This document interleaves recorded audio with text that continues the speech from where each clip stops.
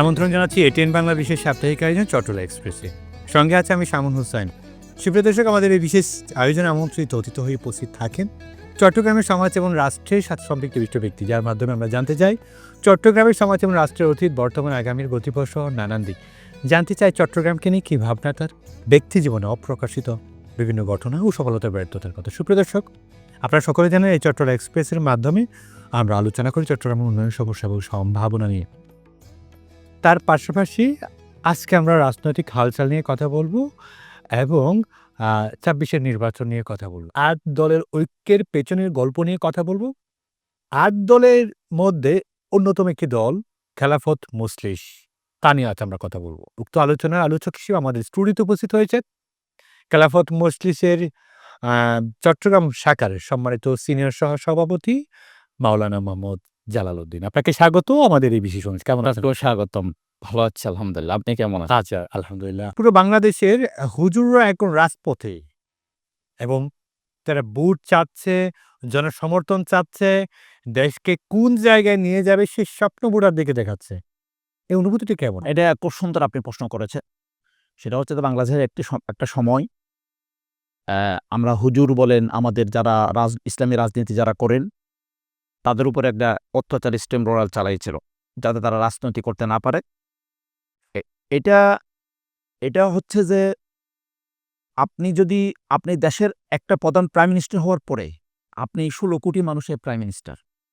আপনি একটা গোষ্ঠীকে বাদ দিয়ে, একটা একটা আলেম সমাজকে বাদ দিয়ে, ইসলামী নেতৃত্বকে বাদ দিয়ে, ইসলামী দলকে বাদ দিয়ে বাংলাদেশ বিনির্মাণ অথচ বাংলাদেশে এগিয়ে নেওয়ার কোনো সুযোগ নেই। তা সবাইকে নিয়ে একসাথে বাংলাদেশ নির্মাণ করতে হবে। আর যারা চেয়েছে, যে দল চেয়েছে, আমি আপনাকে একটা কথা বলি, সেটা হচ্ছে বাংলাদেশে যারা স্বাধীনতার পর থেকে তারা যেসব সরকার এসেছে, কিন্তু গুটি কয়েকটা সরকার ছাড়া সবার একটা টাইটেল ছিল তারা স্বৈরাচার। তারা সব স্বৈরাচার। দেখেন, আমি বলি এরশাদ সরকার ১০ বছর স্বৈরাচার। এরপরে মনে করেন ১৬ বছরের কথাই বললাম, ২৫ বছর তো ওখানেই গেল। তারপরে মনে করেন ৩ বছর কি ২ বছর আমরা মঈনুদ্দিন ফখরুদ্দিনের শাসন দেখলাম। একটা একটা সরকার আসার পর আরেকটা সরকার যাবে, এরপর সরকার যাচ্ছে, সরকার আসতেছে, জনগণের কোনো ভাগ্য পরিবর্তন হয় নাই। আমরা এই এই জায়গা থেকে আমরা বেরিয়ে আসতে চাই। এই জায়গা থেকে বেরিয়ে এসে আমরা জনগণকে স্পষ্ট মেসেজ দিতে চাই যে আসুন কৃষক, শ্রমিক, জনতা সবাই ঐক্যবদ্ধ হয়ে আমরা বাংলাদেশকে কিছু দিতে চাই। আমরা অনেক হারিয়েছি, আমাদের হারবার আর কিছু নেই। রিসেন্টলি আমরা ২০২২-কে হারিয়েছি। সেখান থেকে যারা শিশু ছিল, আমার আমার মেয়ে ছিল, আমার ছেলে ছিল। এটা চারটিখানি কথা নয়। আমরা শুধু স্টুডিওতে আলোচনা করলেই যে শেষ হয়ে যাবে এমন না। আমরা এই ধারা থেকে বের হয়ে এসে আমরা একটা নতুন ধারা সৃষ্টির মধ্য দিয়ে বাংলাদেশের মানচিত্রকে সুশাসনের মাধ্যমে, সৎ নাগরিকের মাধ্যমে একটি অবস্থান তৈরি করতে চাই বাংলাদেশের জন্য। আওয়ামী সরকার দেখেছি আমরা, বিএনপির সরকার দেখেছি আমরা, জাতীয় পার্টিরও সরকার দেখেছি আমরা। কিন্তু হুজুরদের বা ইসলামী মতাদর্শের বা ইসলামী যে রাজনৈতিক দল আছে, তাদের সরকার আমরা কখনো দেখিনি। আপনারা তো ভোটারদের কাছে যাচ্ছেন, ভোটারদের সাথে কথা বলছেন, তাদের স্বপ্ন দেখাচ্ছেন। তাদের থেকে আসলে আপনি কি পাচ্ছেন? তারা কি একটু পরিবর্তন চায় কিনা? তারা তো ৩ টি সরকার দেখেছে, ৩ টি দলের সরকার দেখেছে। এখন একটু পরিবর্তন চায় কিনা? নতুনত্ব দেখতে চায় কিনা? এইখানে আমি আপনার সাথে একটা বিষয় দ্বিমত পোষণ করছি। সেটা তো হুজুর বলি না। আপনি সৎলোকের শাসন। একটা জায়গাতে আপনি যে সমস্ত আইন, কানুন, সিস্টেম আমাদের রয়েছে, আপনি সচিবালয় বলেন, আপনি থানা বলেন, আপনি অন্যান্য কোনো জায়গায় বলেন, এ এইসব জায়গায় কিন্তু ব্যক্তি যদি সৎ হয়, আইন প্রয়োগ হয়। ব্যক্তি যদি সৎ না হয়, ওই আইনও প্রয়োগ হয় না। সুতরাং এখানে কথা আসতেছে যে সৎ ব্যক্তি, যারা সৎ ব্যক্তি যদি এই দেশের শাসনভার গ্রহণ করে, রাষ্ট্র ক্ষমতায় আসে জনগণের ম্যান্ডেট মাধ্যমে, গণতন্ত্রের মাধ্যমে, তাহলে আমি আশা করতেছি এই দেশের সব জায়গাতে পরিবর্তন হবে। আপনি যেটা একটা কথা বলছেন যে এখানে হুজুররা যেভাবে বলছেন আপনি, সেটা এক ধরনের ঠিক আছে।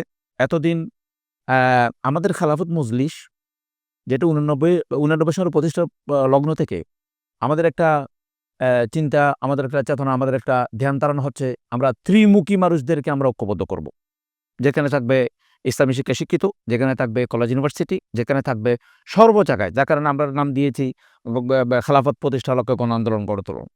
এই স্লোগানকে সামনে রেখে আমরা এগিয়ে যাচ্ছি। যে প্রশ্ন আপনি করেছেন, আমরা ইতিমধ্যে কয়েকটা হিন্দু পরিবার সাথেও আমরা কথা বলছি।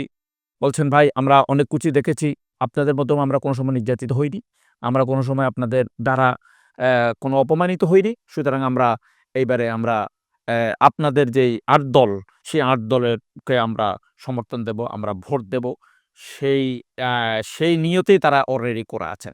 আমরা সর্ব জায়গায় আমরা একটা সাড়া পাচ্ছি যে বাংলাদেশে সাড়া না পাওয়ার অনেক কথা না। আপনি বাংলাদেশের মতো কোন পার্টির কাছে একটা স্বৈরাচার, যেখানে আমার বাংলাদেশের রিজার্ভ কি থাকে না, আমাদের বাংলাদেশের রিজার্ভ চুরি হয়ে যায়, তা আপনি দেশের স্বাধীনতা সার্বভৌমত্ব কি থাকবে? একটা রিজার্ভ মানে কি? বাংলাদেশে একটা রিজার্ভ চুরি হয়ে যায়, বাংলাদেশের সিস্টেম চুরি হয়ে যায়, বাংলাদেশের আপনি যদি বলেন যে সর্ব জায়গায় একটা দেশের আগ্রাসী ভূমিকা সেখানে থাকে, তাহলে আমরা বাংলাদেশের ভবিষ্যৎ নিয়ে আমরা শঙ্কিত। আমরা বাংলাদেশের ভবিষ্যৎ বিনির্মাণের জন্য আরও যদি ৫ই আগস্ট নয়, আরও যদি প্রয়োজন হয়, তাহলে বাংলাদেশের মানুষ এবার কিন্তু একটা সৎলোকের শাসন এবং ন্যায়ের শাসন এবং জনকল্যাণ রাষ্ট্র প্রতিষ্ঠার ক্ষেত্রে আমার মনে হয় না তারা দ্বিধাবোধ করবে না। এক পায়ে দাঁড়ানো আছে। ১২ই ফেব্রুয়ারি নির্বাচনের ইনশাল্লাহ ম্যান্ডেটের মধ্য দিয়ে নতুন সূর্য উদিত হবে। চট্টগ্রামে বিএনপির অবস্থান কিরকম? একটা সময় ছিল বিএনপির ভোট ব্যাংক হচ্ছে চট্টগ্রাম। একটা সময় প্রায় ৯ জন মন্ত্রী পদমর্যাদায় রাজনৈতিক ব্যক্তিত্ব, সংসদ সদস্য এখানে নেতৃত্ব দিয়েছে। সেই সময়ের কি উন্নয়নটুকু হয়েছে আপনি জানেন। সেই উপলব্ধি থেকে যদি আপনাদেরকে বলতেন চট্টগ্রামের বিএনপি এবং ৮ দলের নেতৃত্বাধীন যে আপনারা আছেন, আপনাদের এখন জোয়ার কোন দিকে যাচ্ছে? জনসমর্থন কোন দিকে যাচ্ছে? ঢাকা বিশ্ববিদ্যালয়ে নির্বাচনের পরে আমরা যেখানে লক্ষ্য করছি, সেখানে কোনো ছাত্র, কোনো একজন নিরীহ মানুষ সেখানে নিহত হয়নি। আমি ধরে নিতে পারি এটা একটা বাংলাদেশের রাজনীতিতে একটা ইতিবাচক দিক। বাংলাদেশের রাজনীতির জন্য এটা একটা অবশ্যই ইতিবাচক দিক। কেন এই ধরনের একটা ডাকসু নির্বাচনে অনেক খুনাখুনি হয়, রক্তপাতও হয় নাই। এটা আমাদের জন্য নিঃসন্দেহে একটা ভবিষ্যৎবাণী দেয় যে বাংলাদেশে একটা একদিন কিছু হবে। ঠিক তেমনিভাবে বিএনপি একটি বড় দল, তাদের অনেক অবদান রয়েছে, তারা অনেক নির্যাতিত হয়েছে, তারা অনেক গুম হয়েছে, এটুকু অস্বীকার করার কিছু নেই। কিন্তু বাংলাদেশের জনগণ কি চায়? বাংলাদেশের জনগণ সবাই মনে করছে যে বিএনপি ক্ষমতায় আসবে, তর্কের খাতিরে ধরে নিলাম। কিন্তু বাংলাদেশের জনগণ কি চায়? কেন চায়? কি কারণে চায়? বাংলাদেশের জনগণ, ওরা যে আগেই ক্ষমতায় ছিল, একই স্টাইলে যদি রাষ্ট্র পরিচালনা করে, তাহলে দেশের জনগণ, তাদের শাসন মেনে নিবে না। হ্যাঁ, পরিবর্তন যদি হয়, তাহলে দেশের জনগণ মেনে নিতে পারে। আচ্ছা, কে নির্বাচিত হবেন সেটা জনগণের বিষয়। আমরা জনগণের উপরে ছেড়ে দিই। জনগণ নির্বাচিত। এখানে কথা হচ্ছে যে ৮ দল আর বিএনপির সাথে মূল প্রতিদ্বন্দ্বিতা হবে। ৮ দল এবং বিএনপি, আ আমরা ইতিমধ্যে শুনেছি এনসিবি একটা জোট করছেন। যেহেতু ৫ই আগস্টে এনসিবির একটা যথেষ্ট ভূমিকা রয়েছে এবং তাদের ত্যাগ রয়েছে, অস্বীকার করার মতো না। উনারাও দেশকে এগিয়ে নেওয়ার জন্য যথেষ্ট ভূমিকা পালন করছে। সামনেও তারা ভূমিকা পালন করার জন্য প্রতিজ্ঞা বহন করছে। তো আমরা আশা করছি যেই ক্ষমতায় আসুক না কেন, আমরা অতীতের দুর্নীতি হয়েছে আমরা সেটা দেখতে চাই না। অতীতে মানুষ খুন হয়েছে আমরা দেখতে চাই না। অতীতে মানুষের জানমাল লুটপাট হয়েছে আমরা দেখতে চাই না। আমরা হিন্দুদের সম্পদ নষ্ট হয়েছে আমরা দেখতে চাই না। মোটামুটি শাসনটা যারাই ক্ষমতা আসুক অবশ্যই চেঞ্জ করতে হবে। আপনাকে আরেকটা কথা আমি জানিয়ে রাখি। সেটা হচ্ছে বাংলাদেশের বিএনপি, জামাত, খেলাফত মজলিস বা শাসনতন্ত্র, ইসলামী আন্দোলন যাই হোক না কেন, কিন্তু আপনাকে মনে রাখতে হবে একটা রিজার্ভ ফোর্স আছে। যেই রিজার্ভ ফোর্স কোনো দল করে না। কিন্তু যেই মুহূর্তে রাষ্ট্রের ক্রাইসিস মোমেন্টে তারা কিন্তু রাজপথে নেমে আসে। তো সুতরাং যেটা আমরা 24-এ দেখেছি, 24 আমরা 5 দেখেছি আগস্টে। দেখেছি যেটা আমরা দেখেছি কিন্তু সড়ক আন্দোলনের প্রতিবাদ দেখার পর আপনিও তো মনে করবেন যে আমার দেশের ভবিষ্যৎ অত্যন্ত কল্যাণকর। তারা যেভাবে সড়ক আন্দোলন করেছে এরপরেই তো রূপ নিয়েছে ছাত্র জনতার আন্দোলনে। তো সুতরাং কোটা আন্দোলন এই থেকে তো রূপ নিয়েছে। সুতরাং আমরা মনে করি যারাই ক্ষমতায় আসুক একটা সৎ লোকের শাসন, সৎ শাসন ছাড়া বেশি দিন বাংলাদেশে রাষ্ট্র ক্ষমতায় টিকতে পারবে না। আমি খেলাফত মজলিস চট্টগ্রাম কতটা সুসংগঠিত আছে জানতে চাবো। পাশাপাশি আপনারা ভিতরে তো আপনারা অবশ্যই জরিপ করেছেন। আপনাদের জনসমর্থনে যদি দুটি কথা বলতেন জনাব জালালউদ্দিন। দেখেন খেলাফত মজলিস ৮৯ সালে প্রতিষ্ঠা লগ্ন থেকে একটা লক্ষ্য উদ্দেশ্য ছিল, ওই সময় ছিল একধারার রাজনীতি। যেমন পারিবারিকতন্ত্র এবং কলেজ ইউনিভার্সিটি একধারার রাজনীতি।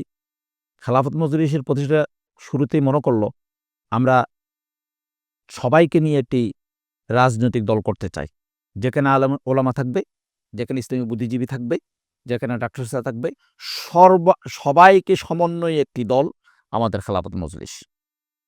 সেই ৮৯ সাল থেকে ইনশাআল্লাহ কার্যক্রম আমাদের চলছে। একটা জিনিস আপনাকে আমি ইনশিওর করতে চাই, সেটা হচ্ছে ইসলামী দল যারা অন্যান্য দলগুলো রাজপথ থেকে রাজপ্রসাদে যায় না। কিছুদিন রাজপথে ছিল, এরপর তো রাজপ্রসাদ। আর ইসলামী দলগুলো রাজপ্রসাদ থেকে রাজপথে আসে, অর্থাৎ নিজের টাকা খরচ করে, নিজের বাইতুল মাল দিয়ে ইসলামী দলগুলো করে। আপনি একজন লোককে যদি সৎ বানাতে না পারেন, তাকে নিয়ে আপনি কি আশা করবেন?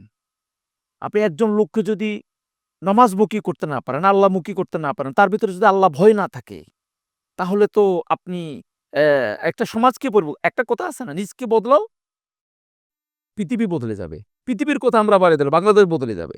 নিজকে বদলাও। তো নিজকে বদলাইতে গেলে তো আমাদের আদর্শিত হবে। অনেক ক্যাটাগরি আছে, এগুলো ধাপ উপধাপ আছে।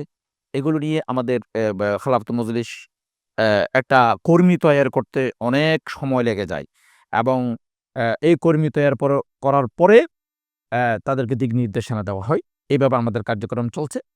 ইনশাআল্লাহ আমরা আশা করছি আগামী কয়েক বছরে বাংলাদেশে খেলাফত মজলিস একটি স্বনামধন্য দল হিসেবে জনগণের কাছে পরিচয় লাভ করবে ইনশাআল্লাহ। ইসলামপন্থী দল যদি সরকার গঠন করে, তাহলে শাসন ব্যবস্থা কি হবে? হ্যাঁ, ইসলামী দলের বিরুদ্ধে বিভিন্ন সময় বিভিন্ন অপপ্রচার এবং বিভিন্ন শব্দবোমা বলবো আমি, শব্দবোমা দিয়ে ইসলামের সুশাসনের কথাকে স্তব্ধ করতে চাই। তারই ধারাবাহিকতায় যে বাংলাদেশে আপনি বারবার হুজুররা বলেন সৎ লোক, এই হুজুররা বলিয়েন না, সৎ লোক। হুজুররাও অনেক সময় এর তাওকে আইনের আওতায় আনতে হবে, এই জন্য বলবো সৎ লোক। আমি মনে করি এই সৎ লোকের শাসন যদি কায়েম হয়, কল্যাণমূলক রাষ্ট্র যদি কায়েম হয়, তাহলে সর্বপ্রথম নারীরা নিরাপত্তা পাবে। সর্বপ্রথম চাকরি করতে হবে? শিওর করে বলতে পারবো আপনাকে আমি, সর্বপ্রথম নারীরা নিরাপত্তা পাবে। তাদের জন্য আলাদা ইউনিভার্সিটি হবে, তাদের জন্য আলাদা ব্যাংক হবে, তাদের জন্য জীবনমান উন্নয়ন হবে। আচ্ছা, আপনাকে একটা কথা বলি আমি, সেটা হচ্ছে বাংলাদেশে এই যে বছরে বলেন, আপনি ১৬ বছর বলেন, আপনি গত ১৬ বছরে ২৫,০০০ মানুষ নিহত হয়েছে। ২৫,০০০ মানুষ। সেখানে নারী কতজন জানেন? কয়টার বিচার হয়েছে? একজনের বিচার তো হয়নি। আমরা ইসলামকে এমনভাবে অন্যান্য দল উপস্থাপন করছে যে হুজুররা ইসলামী দল যদি ক্ষমতায় আসে আমাদেরকে নারীদেরকে ঘর থেকে বের হতে দিবে না, নারীদেরকে চাকরি করতে দিবে না, নারীদেরকে ব্যাংকে চাকরি করতে দিবে না, ইউনিভার্সিটি চাকরি করতে দিবে না। এটা হচ্ছে সম্পূর্ণ অপপ্রচার। তাদের নিরাপত্তার সহিত তাদেরকে ব্যাংকে পাঠানো হবে, তাদের নিরাপত্তার সহিত ইউনিভার্সিটিতে পাঠানো হবে, তাদের নিরাপত্তার জন্য আলাদা বলয় তৈরি হবে। আমাদের ইসলামী শাসন ব্যবস্থার মূল কনসেপ্ট কি? একজন রাইতো ৩:৩০ বাজে যদি চট্টগ্রাম রোড দিয়ে কেউ হেঁটে যায়, জিজ্ঞেস করার কারো সাহস থাকবে না তুমি কোথায় যাচ্ছ, কি কারণে যাচ্ছ। এটাই হচ্ছে সৎ লোকের শাসন, এটাই হচ্ছে ইসলামী শাসন ব্যবস্থা। সুতরাং যারা বলে আরেকটা বলে যে বারবার বলে যে পর্দা সবাইকে বোরকা পরাই দেবে, এমন না। সবাইকে বোরকা পরাই দেবে এমন না। যারা বোরকা পরবে তারা পরবে, যারা পরবে না তাদেরকেও কেউ গালি দিতে পারবে না। হয়তো রাষ্ট্র অন্য সিস্টেম করতে পারে, তাদেরকে দাওয়াত দিবে, তাদেরকে বুঝাবে, কিন্তু এমন না জোরপূর্বকভাবে তাদেরকে বোরকা পরাই দিবে এমন না। কিন্তু এখন তো যারা বোরকা পরে তাদেরকেও এক ধরনের গোষ্ঠী আমরা বিভিন্ন শব্দ দিয়ে আমরা কি বলে এই বিভিন্ন শব্দ দিয়ে আমরা তাদেরকে অপমান করার চেষ্টা করি, যারা পড়ে না তাদেরকেও দিয়ে দিই। কিন্তু দুটোটা সেম কেস। আপনি একজন মহিলা চলে যাচ্ছে ব্যাপার, আপনার কোনো অধিকার, ইসলাম আপনাকে অধিকার দেয়নি যে আপনি ওনাকে লাঞ্ছিত করা, ওনাকে কি বলে মিসবিহেভ করে কথা বলা, ইসলাম আপনাকে অনুমতি দিয়ে নেই। সর্বপ্রথম কথা হচ্ছে যে ইসলামী শাসন ব্যবস্থাটা হচ্ছে যে মানুষের জন্য, মানুষের কল্যাণের জন্য। আপনি হযরত ওমর রাদিয়াল্লাহু তাআলা আনহু বলেছেন, যদি ৫,০০০ মাইল দূরেও যদি একটা কুকুর না খেয়ে থাকে, কিয়ামতের দিন আমাকে জবাবদিহি করতে হবে। তাহলে সেই শাসন ব্যবস্থার কথা, মানুষের খাদ্য নিরাপত্তা। আচ্ছা, ৫টা জিনিস নিয়ে মানুষ রাজনীতি করে: শিক্ষা, চিকিৎসা, অন্ন, বস্ত্র, বাসস্থান। এই মৌলিক চাহিদাগুলো কি গত ৫৪ বছরে কেউ পরিপূর্ণভাবে পালন করতে পেরেছে? ৫৪,০০০ কোটি টাকা শিক্ষা ব্যবস্থায় বাজেট। আপনি কি করেছেন? ৫৪,০০০ কোটি টাকা প্রতি বছর বাজেট আওয়ামী লীগের আমলে। ৫৪,০০০ কোটি টাকা। যখন আমি সচিবালয়ে বসা, ৫৪,০০০ কোটি টাকা। তা আমার দেশের স্টুডেন্টের জন্য আপনি কি করেছেন? এগুলো হচ্ছে বাংলাদেশটা এমন পর্যায়ে চলে গেছে। আবার বলছি, যারা নন মুসলিম আছে, নন মুসলিমের জন্য তো আলাদা কোরআন শরীফের আয়াত আছে, তাদের সম্পূর্ণ নিরাপত্তা। বাংলাদেশে যদি বলি যে ভাই, বাংলাদেশে যদি বলি যে বাংলাদেশ হিন্দুদের সম্পদ কারণ কোনো আলেম সমাজ হিন্দুদের সম্পদ তার জোরপূর্বক দখল করেছে, এমন কেউ নজির দেখাতে পারবে? এমন কেউ নজির দেখাতে পারবে না। আর বাংলাদেশের কোনো ইসলামী সংগঠনের আমির বলেন বেগমপাড়ায় আপনি বাড়ি করতে পেরেছে, আপনি তো একজন সাংবাদিক, আপনি জুরমি দিয়ে দেখেন করতে পারছেন কিনা। তাহলে কি তাদের হাতে রাষ্ট্রটা নিরাপদ, নাকি যারা আমার ব্যাংক লুট করেছে, আমার রিজার্ভ চুরি করেছে, তাদের হাতে রাষ্ট্রটা নিরাপদ? এই প্রশ্নটা আপনাকে দিয়ে রাখলাম। এখন তো জনগণ এটাও তো বলতে পারে যে আপনারা ক্ষমতা ছিলেন না বলে বেগমপাড়ায় ঘর তৈরি করতে পারলেন না। এই জন্য তো বলছি আমরা জনগণ আমাদেরকে বলছিল যে আপনারা একটা ভোট বাক্স হয়ে আসেন, আমরা দেখব।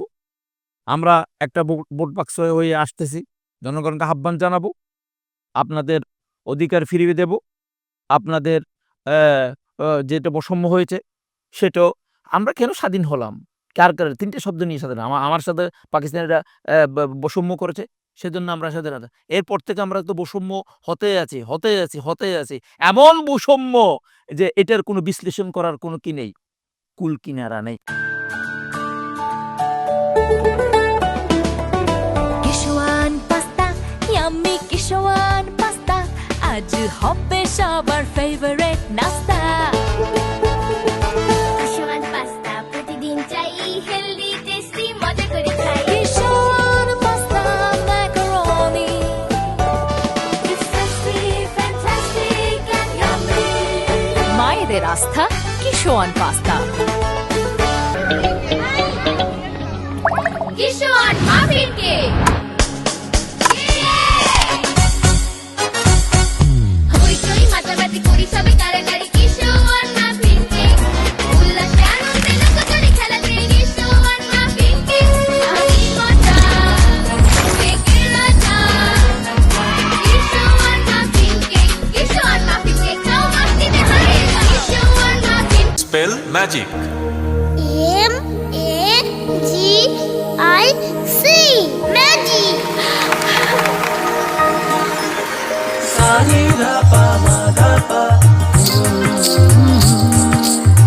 সুস্বাদু পুষ্টিকর কিশোর নুডলস একমাত্র নুডলস যা পরিবারের সুষম খাদ্য নিশ্চিত করে আর নিশ্চিত করে আপনার বেড়ে ওঠা সন্তানের সুন্দর ভবিষ্যৎ। Kishor noodles, moms magic. HM Steel Expert B500CWR স্বাধীনতার সুবর্ণ জয়ন্তীতে নতুন বাংলাদেশ গড়ার প্রত্যয়। HM Steel, অভিজ্ঞ কর্মী বাহিনী, প্রতি স্তরে যত্ন। HM Steel Expert। স্বাধীনতা রাখবই, শক্ত হাতে গড়ব দেশ। দৃঢ় মজবুত শক্তিতে অটুট HM স্টিল। আর দল যদি রাষ্ট্র ক্ষমতায় যায়, সরকার গঠন করে, সেই ক্ষেত্রে রাষ্ট্র ব্যবস্থা কোন নিয়ম হবে? যে এখন সংবিধান আছে সেই নিয়মে হতে যাচ্ছে, নাকি ইসলামী শাসনতন্ত্র, শাসন ব্যবস্থার মাধ্যমে পরিচালিত হবে, যেটাকে আমরা বলি কুরআনী শাসন? আসলে আমরা যদি চিন্তা করি যে বস্তুবাদী শাসন ব্যবস্থা, বস্তুবাদী শিক্ষা ব্যবস্থা মানুষকে কোনো উন্নয়ন করতে পারে নাই, মানুষের কোনো জীবন মান উন্নয়ন করতে পারে নাই, যেটা 54 বছর আমরা দেখেছি। আমরা একটা কোরআনী শাসনের মাধ্যমে আমরা এই রাষ্ট্রকে আমরা চেঞ্জ করতে চাই, রাষ্ট্রে বিনির্মাণ করতে চাই। জনগণ যদি ভোট দেয়, সেটা গণতন্ত্রের মাধ্যমে জনগণ যদি ভোট দেয়, জনগণ যদি চায়, আমরা জনগণের কাছে যাব, জনগণ যদি চাই, জনগণ চাইলে আপনি না করার মতো কিছু নাই, কেউ না করতে পারবে না। সুতরাং এটা আমরা 8 দলের পক্ষ থেকে জনগণের কাছে যাব। আমরা সৎ লোকের শাসন চাই।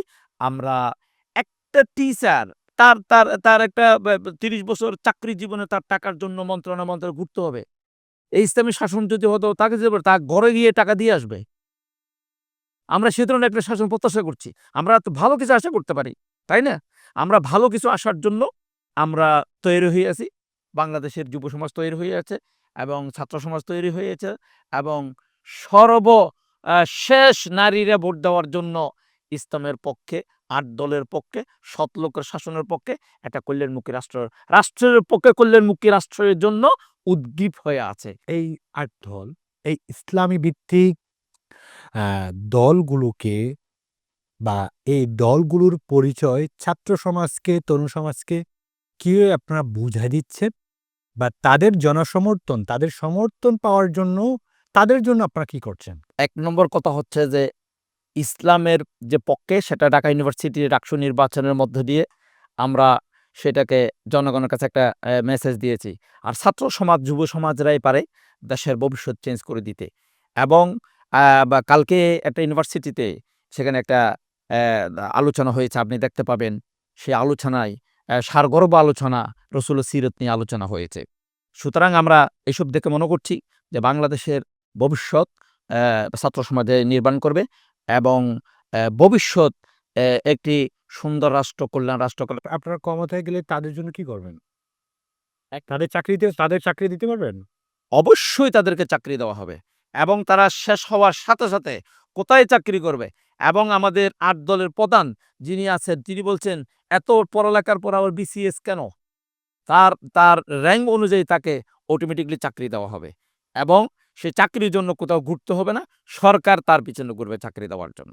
এই নিশ্চিত আমরা তরুণদেরকে নিয়ে যাচ্ছি।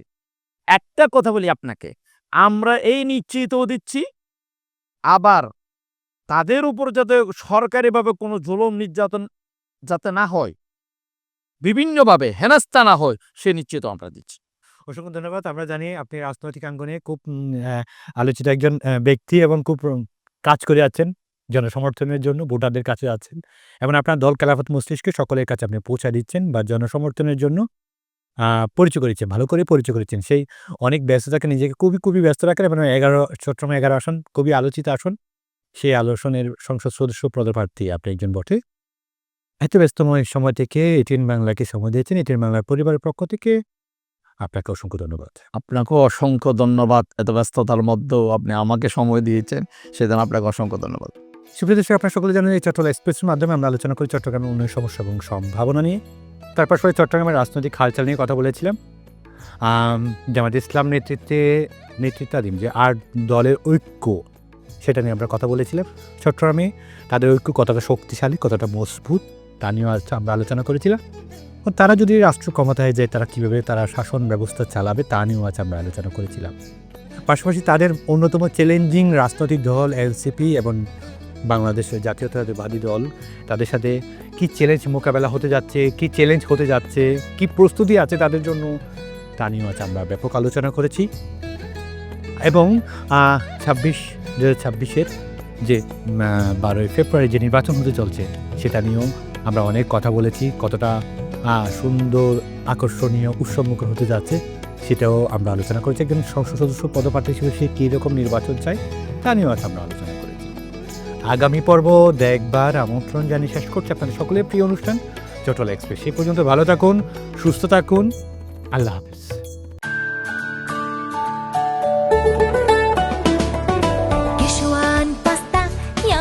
কিশোয়ান পাস্তা আজ হবে সবার ফেভারিট নাস্তা কিশোয়ান পাস্তা প্রতিদিন চাই হেলদি টেস্টি মজা করে খাই Kishwan pasta macaroni It's tasty, fantastic and yummy. মায়েদের আস্থা Kishwan pasta Kishwan muffin cake হইচই মাতামাতি করি সবে কারাকারি কিশোয়ান মাফিন কেক উল্লাসে আনন্দে লোকজনে খেলাতে কিশোয়ান মাফিন কেক আমি মজা কেকের রাজা কিশোয়ান মাফিন কেক খাও মাস্তিতে হারিয়ে যাও Kishwan muffin spell magic MAGIC magic